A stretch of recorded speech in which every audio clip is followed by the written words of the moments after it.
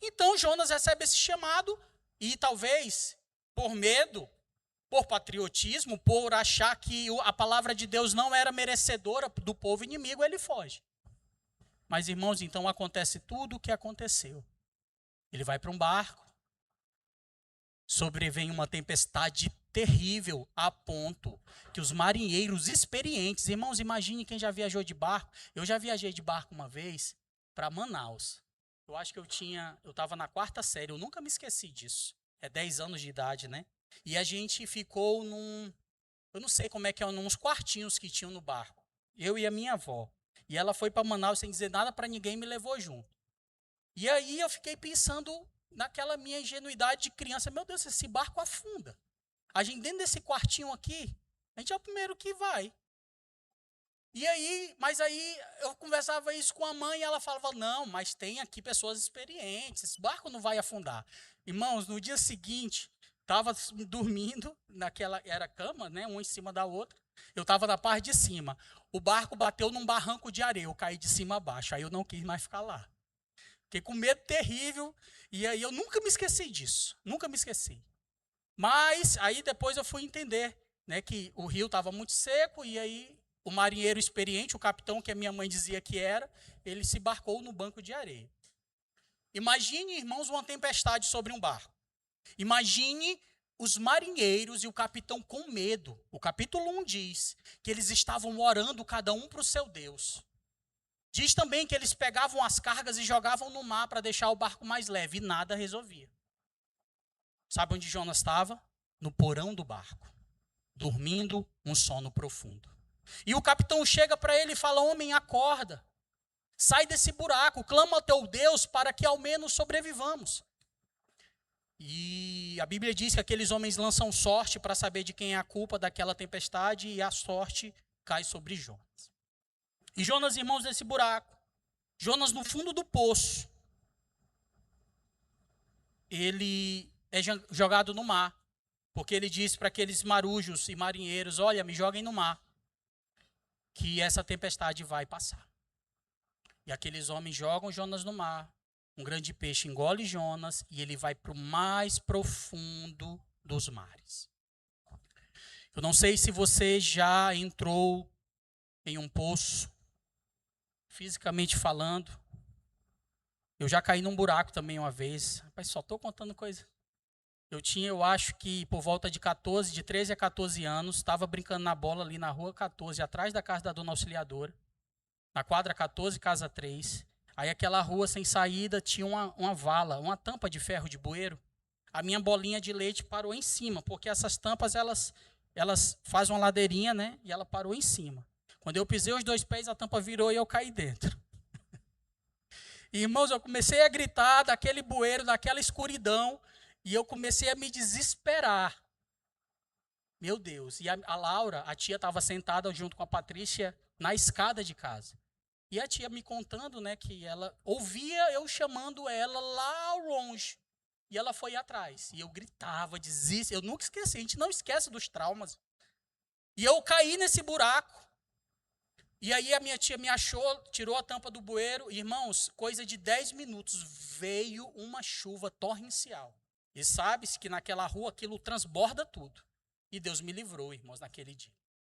Mas por que eu estou contando tudo isso? Porque esse é um buraco que a gente cai fisicamente falando, né? E os buracos da alma? E os buracos que muitas vezes a gente mesmo cava as nossas... Ai, eu estou tão triste. Às vezes a gente entra num estado de tristeza e de depressão tão grande, irmãos, que a gente compra uma passagem para longe de Deus, que a gente entra num barco e vai para o porão do barco. A gente entra no porão do barco, começa a dormir, depois as pessoas pegam a gente, jogam no mar, o inimigo, a baleia, o animal nos engole e eu vou para o mais profundo do mar. Olha que profundidade que esse homem entrou. Mas, irmãos, Jonas, ele começou a correr para Deus. Existe um momento das nossas vidas que nós devemos dizer basta. Não dá mais para eu afundar mais nesse buraco. E não existe buraco algum que Deus não possa nos tirar de lá. Não existe profundidade alguma que Deus não possa te alcançar e te estender a mão. Meu irmão, minha irmã. Para Deus não existe fundo de poço. Para Deus não existe dificuldade.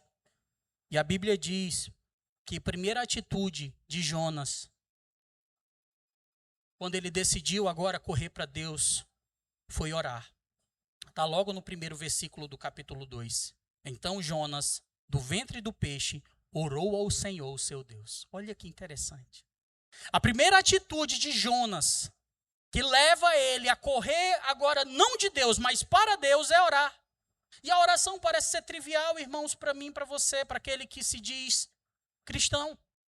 A oração parece ser tão normal, ou deveria ser tão comum, porque a oração é um ato de se comunicar com Deus. A oração, em nome de Jesus, é um ato, é uma ação que faz você conversar com Deus. E agora, irmãos, através do nome de Jesus, você tem acesso a Deus através da oração. Jonas, ele se coloca numa posição de oração, só que tem um detalhe.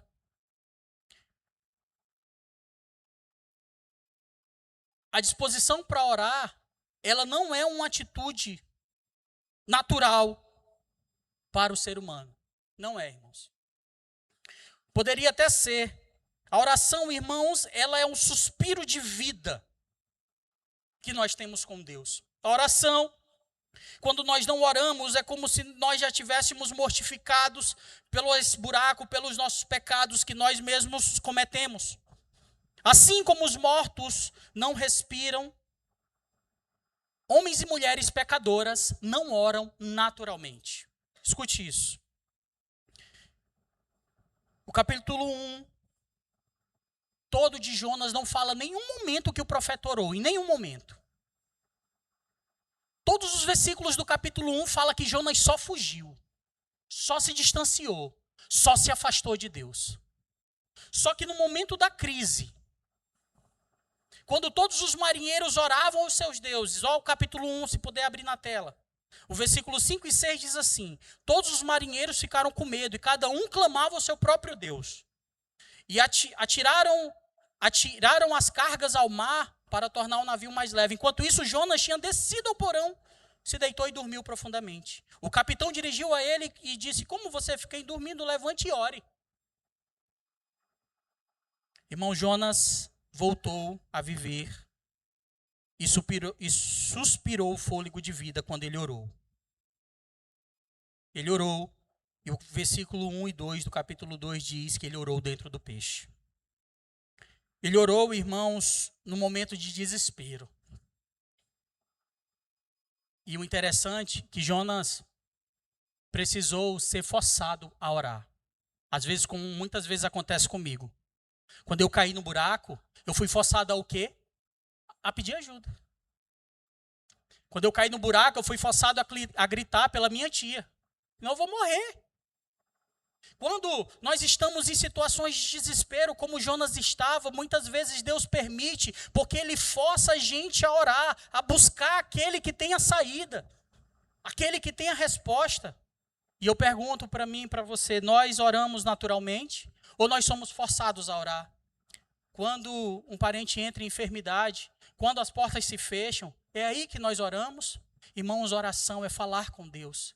Não que Deus não vá ouvir o seu desespero, porque a palavra diz que o Senhor, Ele é sempre pronto em ouvir aqueles que o buscam com o coração quebrantado.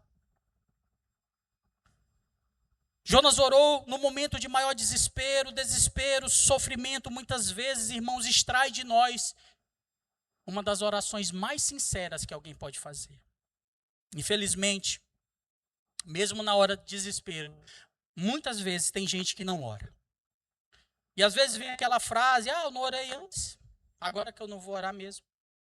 Mas eu quero lhe dizer, não pense assim, meu irmão. O coração amoroso do seu Deus. Quando estamos desesperados, aí existe um momento para orarmos ao Senhor. Jonas orou dentro do grande peixe. Jonas tinha corrido para bem longe de Deus. Escute isso. Eu já relatei aqui todas as etapas da queda de Jonas, mas até lá, no fundo do oceano, dentro de um grande peixe, Deus ouviu a oração de Jonas. Jonas, ele estava no maior nível de desespero e na cabeça dele de distância, lembra? Ele comprou para ficar distante, para outra cidade, ele foi para o barco, ele foi para o mar. Mas lá dentro, quando ele orou, Deus ouviu a sua oração. Não me importa onde você está ou onde você chegou. E eu sempre digo isso, irmão. Algumas vezes, algumas pessoas no meu trabalho me procuram de maneira muito discreta e falam: André, eu não sei o que fazer. Aí eu olho e ela conta um pouco da sua vida, eu olho para ela e falo: olha, eu também não sei o que fazer. Mas existe uma coisa que você pode fazer: ore.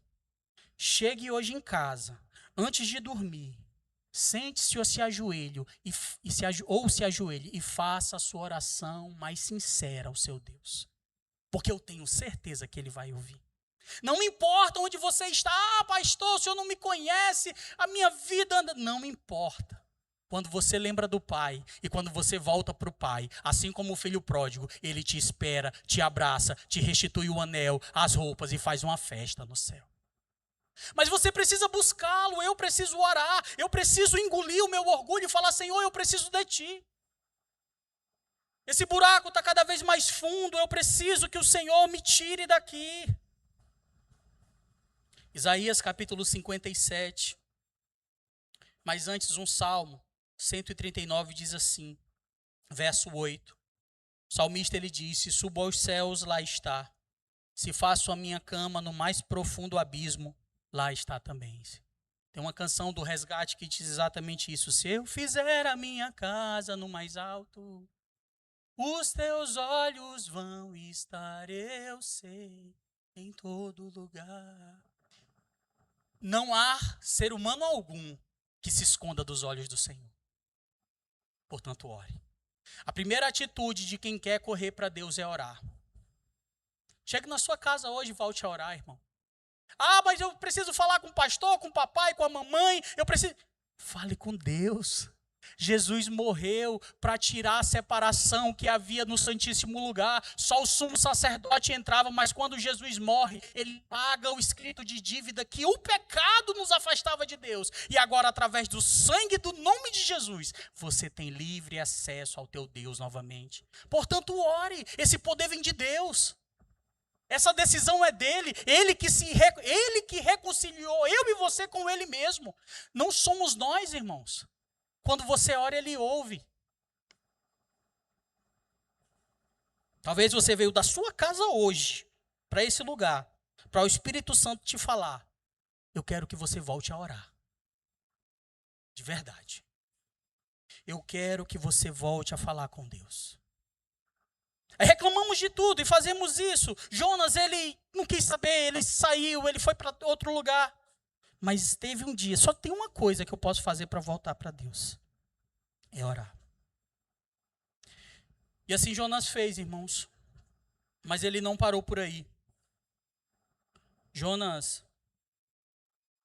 além de orar, além de colocar a vida dele diante de Deus, ele orou a palavra de Deus. Se você for olhar rapidamente, Jonas capítulo 2, do versículo 6 ao 8, fala da oração do Jonas. E olha que interessante. As análises, a gente percebe que Jonas, ele cita salmos na oração. Ele cita o Salmo, capítulo 18, número 18, verso 6. Ele cita o Salmo 120, verso 1. Salmo 86, Salmo 88, 42, ele cita vários salmos na sua oração. Por isso que é importante, às vezes, nós conhecermos a Deus para orar. Não significa que Deus não vá lhe ouvir, mas para a gente entender essa natureza da oração. Jonas, ele cita salmos, ele cita o livro de 2 Crônicas, porque Jonas era um estudioso, ele era profeta. E ele cita isso, ele orou a Bíblia, ele falou com Deus naquilo que estava escrito. E ele orou com fé. O verso 2, ele diz: em meu desespero clamei ao Senhor e ele me respondeu. Do ventre da morte gritei por socorro e ele ouviu o meu clamor. Irmãos, mesmo dentro do grande peixe, Jonas relata, mesmo do ventre da morte, ele grita por socorro. No verso 2, ele ouve o clamor. Quando a gente lê isso deve nos encorajar. Pois Jonas, ele estava derrubado. Ele estava deprimido e desesperado. Mas uma coisa ele fez, ele orou com fé. Ele buscou a Deus através das Escrituras. Jonas correu para Deus em oração. Portanto, eu lhe digo em nome de Jesus,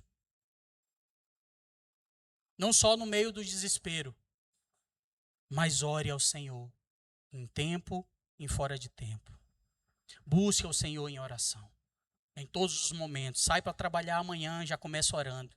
Do carro, da moto, do ônibus, de onde você estiver. Apresenta o teu dia diante de Deus. Coloca diante dele tudo que for acontecer. Mesmo que começar a tempestade, continue orando.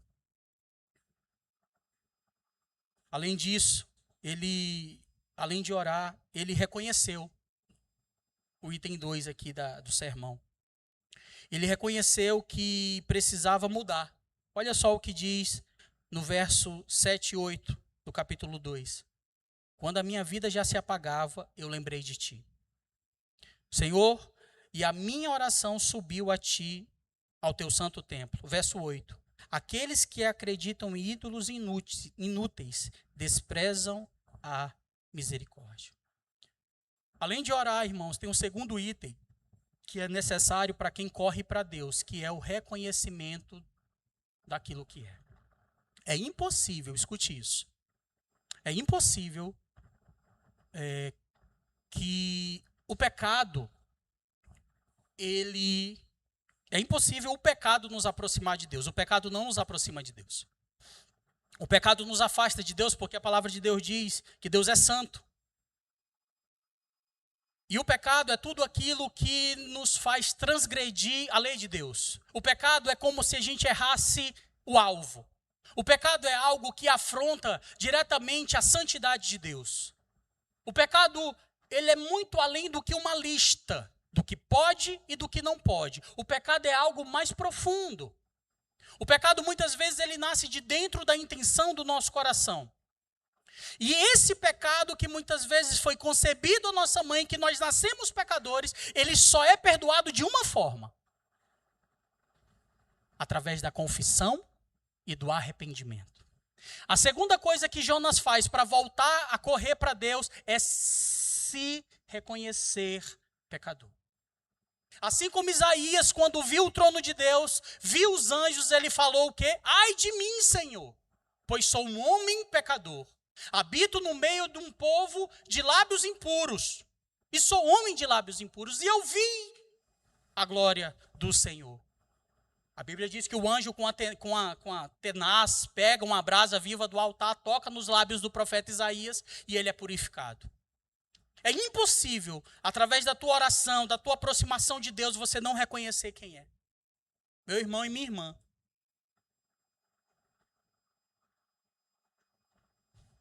O pecado, quando ele não é confessado, quando não há arrependimento, a primeira oração, irmãos, que a gente deve fazer é isso. Jesus ensina, né? A orar, e ele fala, Pai nosso que está no céu. E ele continua, santificado seja o teu nome. Venha a nós o teu reino. Opa, se vem um reino, tem um rei. Se tem um rei, há esse reino, há coisas que eu faço para agradar esse rei. E aí ele vai continuando ensinando a oração, santificado seja o teu nome. E ele fala, assim como perdoa as nossas ofensas, assim como eu perdoo o que me tem ofendido. Então, irmãos, a oração ela deve nos levar ao reconhecimento das nossas falhas, porque quando nós não reconhecemos, não confessamos esse pecado, irmãos, é como se fosse uma espinha de peixe entalada na garganta. E mais caso meu, eu já me entalei com a espinha de peixe, é algo terrível. A espinha de peixe ficou travada aqui na minha garganta, eu era adolescente. E é tão ruim que se você tentar engolir, dói. Se você respirar, dói. E você fica ali. Come farinha, menino, come farinha. A mãe botava a farinha para dentro. Porque a farinha ia descer, e essa espinha ia descer, e a gente... É um negócio terrível. Outro trauma, hein? Preciso ir para... Depois daqui, hein?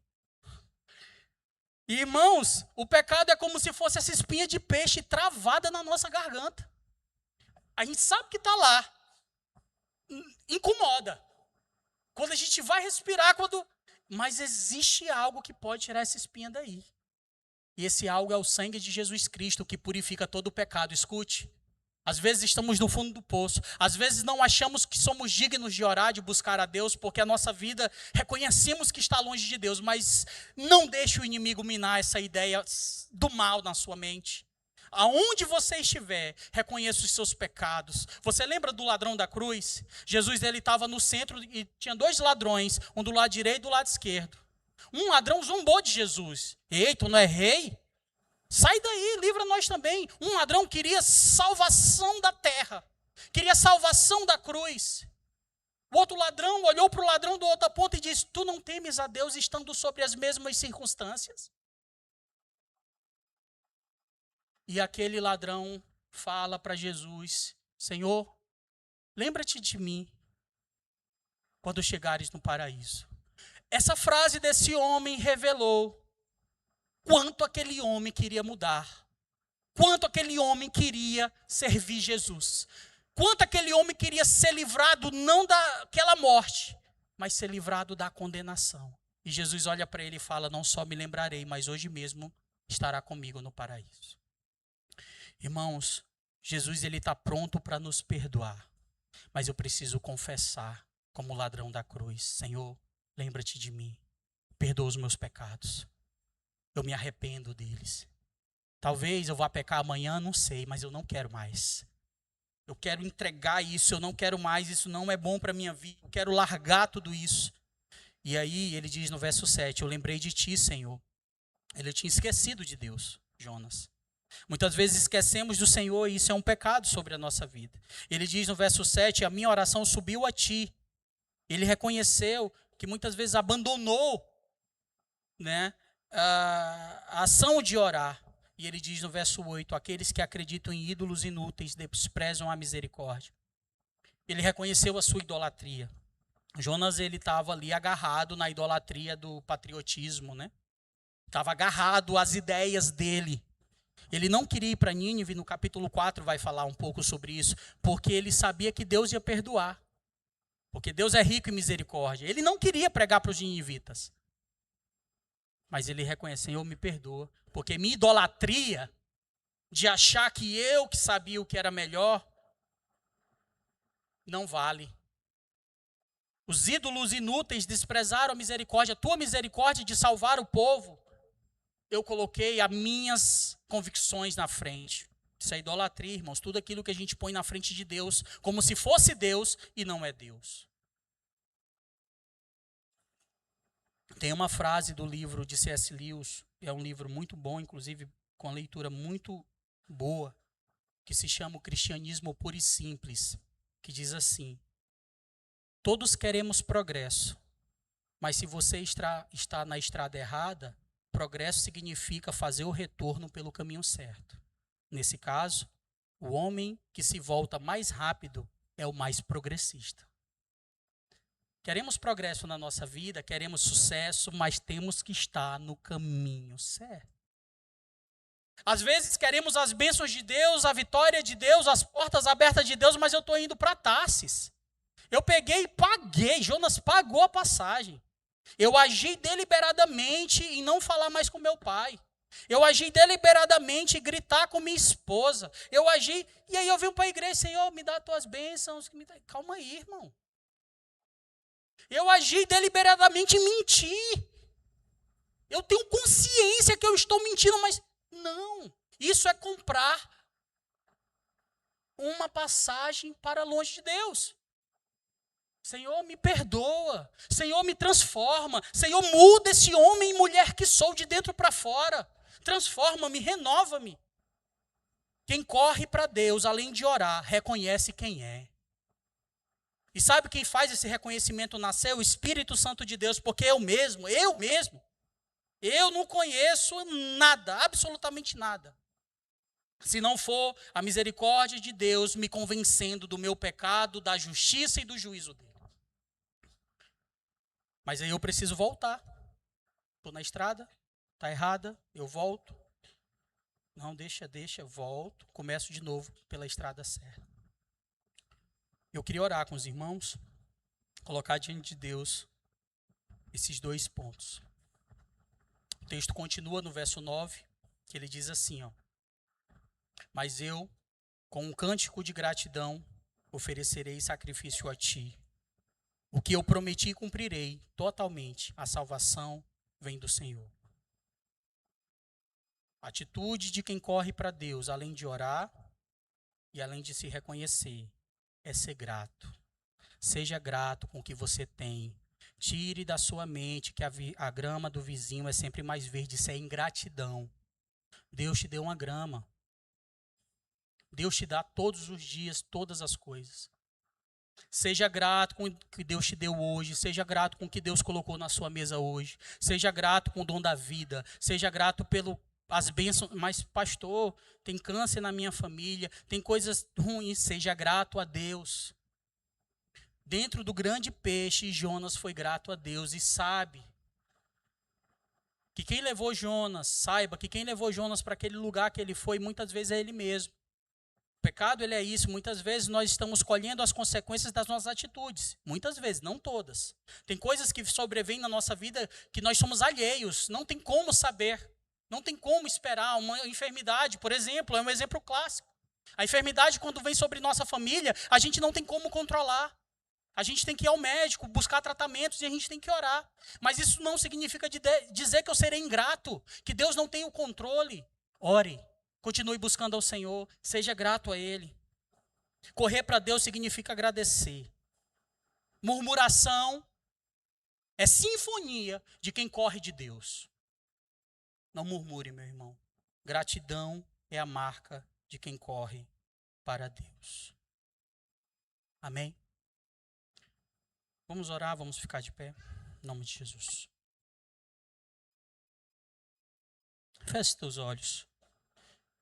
Que nessa noite nós possamos escolher correr para o nosso bom Deus. Corra para Deus orando, irmão. Feche teus olhos. O Espírito de Deus vai te falar quanto tempo você não ora mesmo no seu quarto. A Bíblia diz, olha, quando for orar, entra no teu quarto. Fecha a porta e ora em secreto, porque em secreto o teu Pai te recompensará. Quando ele diz orar em secreto, ele está nos dizendo, desliga do mundo. E onde você estiver, o sentido figurado é entrar no quarto, mas ele está falando, entra aí no teu coração e ora com verdade. Por isso eu te convido agora a orar. A oração muitas vezes ela não é externada com os sons da nossa voz. Às vezes sim, mas às vezes a oração é orada no coração. Por isso ore. Fala, meu Deus, eu sei que não importa onde eu esteja, o Senhor ouve a oração. Por isso ora falando, Senhor, eu te apresento a minha vida, eu te entrego a minha vida. Ora ao Senhor falando, Senhor, eu te apresento os meus projetos, os meus sonhos e eu te peço, se eu estiver num caminho, dentro de um barco, contrário à tua vontade, me fala. Fala para ele, irmão. Fala para ele o desejo teu de estar na vontade de Deus. E isso você fala em oração. Segundo, reconheça através da oração os seus pecados. Fala, Senhor, perdoa os meus pecados, perdoa as minhas transgressões, Pai. Me faz voltar atrás e perdoar o meu irmão e a minha irmã. Me faz, Senhor, não deixe o orgulho me consumir. Não deixa, meu Deus, aquilo que eu acho se sobrepor à tua palavra. Senhor, que eu reconheça o meu pecado, que eu pare de me justificar. Muitas vezes eu quero me justificar dizendo, mas fulano, mas ciclano fez isso. O Senhor não estava lá para saber. Me ensina a perdoar, Jesus. Me ensina a perdoar quem me feriu, quem me magoou. Seja um cônjuge, seja um ex, alguma coisa. Libera perdão, meu irmão e minha irmã. Perdão não é esquecimento. Perdão é quando não causa mais dor. Ore ao Senhor e fala, reconheça. Dentro do peixe, Jonas reconheceu. E agradece ao Senhor agora. Agradece a Ele e fala, obrigado, Pai. Obrigado por esse dia. Obrigado por essa semana que o Senhor nos dá.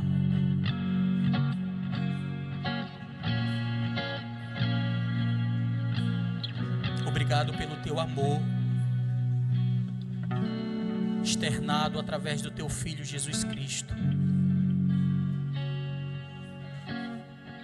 Obrigado porque nós não merecemos e não merecíamos o ato que o Senhor executou naquela cruz. Mas o Senhor escolheu, Pai,